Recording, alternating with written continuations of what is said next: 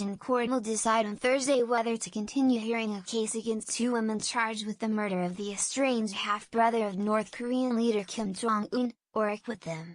Indonesian Siti Aisyah and Doan, a Vietnamese, could face the death penalty on charges of murdering Kim Jong-un by smearing his face with Viet, a nerve agent banned by the United Nations.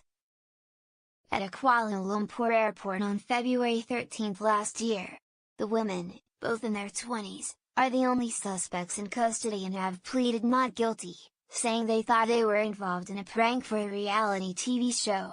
4 North Koreans also charged in the killing of fled Malaysia. The prosecution made closing arguments in June at a court on the outskirts of the Malaysian capital, based on testimony from 34 witnesses. Trial Judge Azmi Arifin set Thursday to rule on whether to acquit the women or ask them to enter their defense. "My gut is telling me the defense will be called," said the prosecutor Wan Shah Arudin Wan Ladian. "The most key thing is they had VX on them and VX was shown to have killed Kim Jong-un.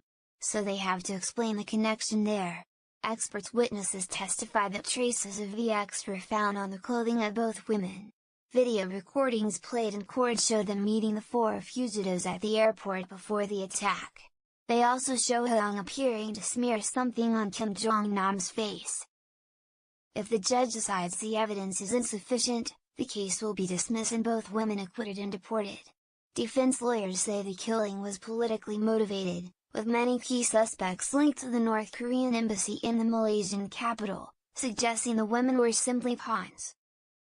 Siti Aisyah's lawyer Gui Soon Sang has called the evidence against his client flimsy and circumstantial as it relied only on the security footage and the traces of VX on her.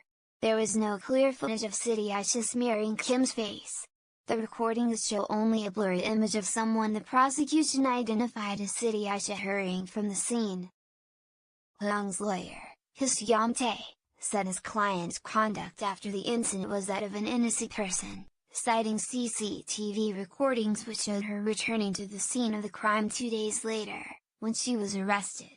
"We are very confident that tomorrow justice will be served," Aisyah told Reuters, adding that his client had been consistent and cooperative in her police statements.